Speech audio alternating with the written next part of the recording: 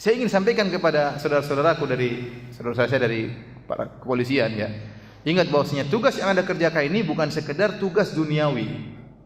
Kalau Anda hanya sekedar niatkan untuk duniawi, maka tidak ada pahala yang didapatkan. Karena seorang hanya bisa dapat pahala kalau niatnya ikhlas karena Allah Subhanahu wa taala. Itu ada syarat, harus punya niat ikhlas karena Allah.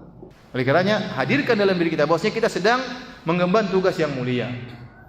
Dan tugas ini akan dimintai pertanggungjawaban oleh Allah Subhanahu wa taala. Kalau kita mengerjakannya dengan baik ya, maka pahalanya besar karena kita berusaha menjamin ketentraman masyarakat.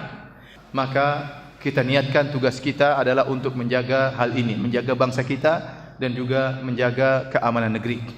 Niatkan karena Allah Subhanahu wa taala. Kalau kita tidak niatkan karena Allah Subhanahu wa taala, maka hari-hari yang berlalu tidak ada nilainya. Tidak ada nilainya si Allah Subhanahu wa taala. Apalagi pekerjaan polisi terkadang mendatangkan ancaman kehidupannya. Berhadapan dengan musuh, berhadapan dengan penjahat, berhadapan dengan perampok ya. Ya, ini bukan pekerjaan ringan ya. Terkadang ada suatu kekacauan di daerah tertentu, kita ditugaskan demi untuk mempertahankan keamanan negara, untuk menjaga keutuhan negara. Ini tugas. Kalau kita niatkan karena Allah berpahala. Tapi kalau kita tidak niatkan karena Allah, kita ngelobi pimpinan supaya enggak ditugaskan di situ ya. Jangan di situlah, takut lah. Tapi kalau kita karena Allah Subhanahu wa taala ada nilai perjuangan. Ya. Jadi jangan sampai baik tentara maupun polisi ya, menjalankan tugas kemudian dia tidak niatkan karena Allah Subhanahu wa taala. Karena seandainya terjadi sesuatu, kita khawatir kerjaan dia sia-sia, tidak ada nilai pahala yang dia dapatkan. Maka niatkan karena Allah segala kegiatan kita. Kemudian di antaranya ya, bertakwa kepada Allah dalam diri kita. Hendaknya jangan lupa untuk beribadah kepada Allah Subhanahu wa taala. Saya tahu polisi sibuk ya. Tetapi harus ada waktu untuk siraman rohani.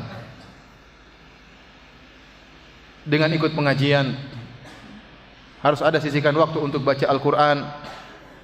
Kalau hatinya kering, maka dia susah menjalankan tugas dengan baik. Tapi seandainya ya, ada waktu untuk ikut pengajian, jika tiba waktu sholat, hendaknya dia sholat. Jika dia baca, ada sisi waktu untuk baca Al-Quran, maka ini akan membuat dia semakin ya, hatinya menjadi tentram dan juga mudah dia untuk melaksanakan tugas ya. Jangan sampai gara-gara pekerjaan yang ini berlaku kepada siapa saja, baik polisi ya maupun pekerja yang lain ya. Jangan sampai gara-gara pekerjaannya akhirnya agamanya dikorbankan. Ini yang sangat saya khawatirkan. Tidak boleh siapapun dia, polisi atau pejabat atau pedagang atau siapapun, jangan sampai dia mengorbankan ya agamanya demi pekerjaannya. Oleh karenanya saya sering sampaikan juga, Allah Subhanahu wa taala memuji orang-orang yang bekerja. Tetapi jika tiba saat dia ingat kepada Allah, maka dia pun mengingat Allah. Pekerjaannya tidak membuat dia lalai dari mengingat Allah Subhanahu wa taala. Kata Allah Subhanahu wa taala, "Rijalun la tulhihim tijaratun wala bai'un an dzikrillahi wa iqamis salati wa ita'iz zakah. Yakhafuna yawman tataqallabu fihi al-qulub wal absar." Allah sedang memuji orang-orang pedagang. Kata Allah, rijalun, orang-orang yang mereka bekerja, berdagang, bertransaksi. Namun transaksi dan perdagangan tersebut tidak membuat mereka lalai untuk ingat Allah, untuk salat, untuk bayar zakat. Mereka takut di hari kiamat di mana ya hati mereka bergetar dan penuh dengan ketakutan. Ya inilah, ini yang Allah puji. Allah tidak sedang memuji orang-orang hanya di masjid baca Quran terus, tidak. Allah tidak sedang muji orang yang sholat terus tidak bekerja. Allah tidak sedang muji orang-orang tersebut. Kenapa? Karena manusia ya butuh bekerja. Dia punya anak, dia punya istri, dia harus bertanggung jawab, dia harus makan. Dia tidak meminta kepada orang lain, berusaha bekerja sendiri. Allah suka seperti itu, ya. Oleh karena yang Allah puji justru orang-orang yang bekerja. Ini orang-orang yang hebat, yang berdagang, transaksi. Yang bekerja maksudnya sekedar contoh. Karena di antara pekerjaan yang sangat melalaikan di zaman tersebut, yang sangat melalaikan orang dari akhirat adalah berdagang. Itu sekedar contoh yang Allah sebutkan. Tapi ini berlaku kepada pekerjaan-pekerjaan yang lain. Ternyata mereka bekerja. Tatkala mereka bekerja, kemudian tiba waktu sholat, maka mereka pun sholat. tidak membuat mereka lalai dari salat, dari membayar zakat, dari mengingat kepada Allah Subhanahu wa taala. Maka saya katakan demikian pula polisi yang dandain, ya. Jika tiba waktunya salat, maka hendaknya salat. Kalau memang tugas yang sangat ketat, tidak bisa mengerjakan salat pada waktunya, maka ditunda, ya, tidak jadi masalah. Kalau memang tugasnya sangat berat, tidak mungkin dia untuk segera salat, pas azan harus salat, terkadang tidak bisa, maka tidak mengapa, waktu salat luas, ya. Selama ada halangan dia bisa salat di akhir waktu salat. Seandainya kondisi sangat menegangkan, ternyata dia harus bersafar, kemudian dia tidak bisa salat pada waktunya, masih ada juga dia bisa jamak karena dia sedang dalam kondisi apa? Safar. Yang penting jangan sampai dia meninggalkan salat. Ya.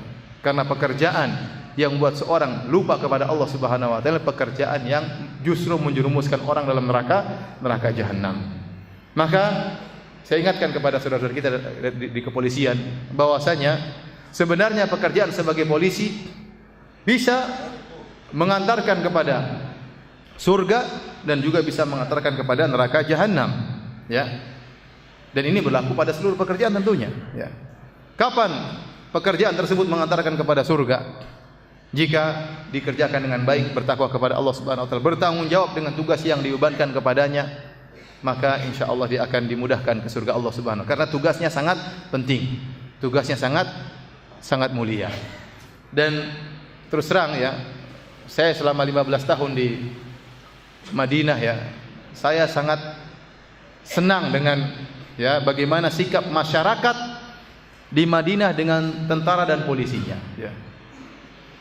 Setiap Jumat saya sholat di Masjid Nabawi, saya mendengar khotib-khotibnya mendoakan tentara dan polisi. Tiap Jumat didoakan. Karena mereka tahu betul akan nikmat keamanan. Nikmat keamanan, nikmat yang sangat besar. Sehingga mereka mendoakan, ya, semoga Allah menjaga para rijalul aman, itu orang-orang yang menjaga keamanan, baik tentara maupun polisi. Dan kemudian orang yang bekerja jadi polisi dan juga sebagai tentara bangga, ya, kerja sebagai polisi dan tentara. Kenapa? Mereka tahu mereka sedang mengemban tugas yang mulia. Bayangkan sebagian orang tidur di rumah dengan keluarganya senang-senang, sementara mungkin polisi atau tentara tidak tidur dalam rangka untuk menjaga keamanan masyarakat, ya. Mereka berhak untuk didoakan. Mereka berhak untuk didoakan. Mereka terkadang meninggalkan anak mereka, istri mereka dalam rangka untuk mengemban tugas. Terkadang tugas mereka, ya, berhadapan dengan maut. Oleh karenanya sangat indah tatkala di mana di kota Madinah, saya setiap minggu saya dengar hari Jumat di Masjid Nabawi, ya, khatibnya mendoakan tentara dan polisi. Dan itu belum ada di negeri kita. Sudah ada atau belum? Belum, ya.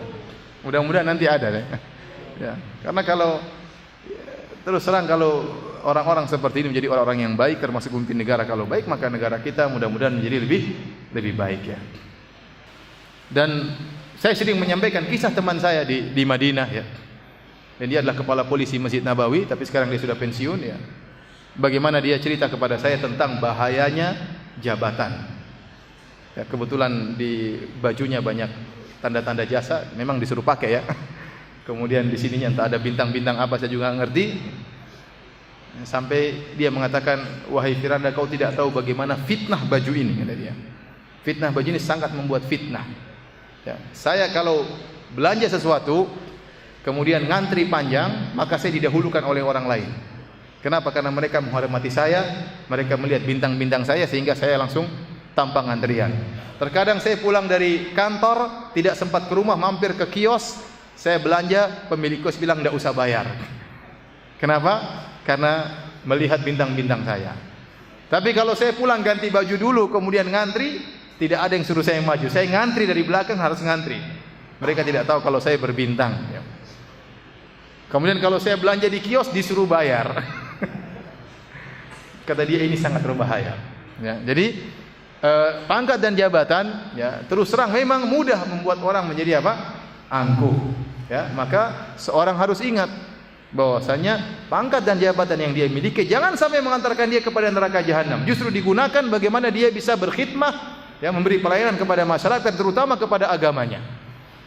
Bagaimana jabatan yang dia miliki bisa memudahkan orang untuk beribadah kepada Allah Subhanahu wa taala. Ya. Itu harus dia pikirkan. Kenapa? Kalau kita dibangkitkan nanti pada hari kiamat kelak, seluruh jabatan akan kita tinggalkan, tidak ada nilainya. Tidak ada nilai. Makanya Allah Subhanahu wa taala berfirman dalam surat Al-Fatihah, kata Allah, Maliki Yaumiddin. Raja di hari pembalasan. Karena pada hari tersebut tidak ada raja kecuali Allah Subhanahu wa taala. Kata Allah Subhanahu wa taala dalam hadis yang sahih, di hari kiamat kelak Allah berkata, Anal Malik, aina mulukul ardi? Saya raja pada hari kiamat. Mana raja-raja dunia? Enggak ada. Raja enggak ada, presiden enggak ada. Semua mereka dibangkitkan oleh Allah dalam kondisi menanggalkan jabatan mereka, enggak ada. Mau presiden jabatannya ditanggalkan, mau jenderal jabatannya ditinggalkan, ya. Mau kopral jabatannya ditinggalkan, apalagi prajurit baru pertama masuk jabatannya juga ditinggalkan. Semuanya ditinggalkan. Apa yang mau kita sombongkan nanti? Oleh karena ingat bahwasanya jabatan itu amanah dari Allah Subhanahu wa taala. Maka gunakan jabatan kita untuk meraih surga kita. Dengan tidak lupa beribadah kepada Allah Subhanahu wa taala, dengan memudahkan hamba-hamba Allah untuk bisa mengenal Allah Subhanahu wa taala. Ya, jangan sampai sebaliknya jabatan tersebut menjadi kita sombong, angkuh, malah kita kemudian mendolimi orang lain, merasa mentang-mentang, ya. Merasa mentang-mentang. Dari sini saya ingatkan juga kepada masyarakat, ya, untuk memberi penghargaan dan penghormatan kepada saudara-saudara kita di kepolisian. Karena kita tahu mereka sedang mengemban tugas yang berat. Kalau tidak ada mereka, maka tidak ada keamanan. Ini kenyataan yang ada. Antum bisa bayangkan kalau ada suatu negara tidak ada tentaranya, tidak ada polisinya, tidak ada lampu merahnya. Kira-kira bagaimana? Kacau pasti. Seorang akan main hakim sendiri, hukum rimba berlaku, tidak ada keamanan, tidak ada ketentraman. Kekurangan yang mereka miliki, ya. Kekurangan yang mereka miliki di antara saudara-saudara kita dari kepolisian maupun tentara, ya.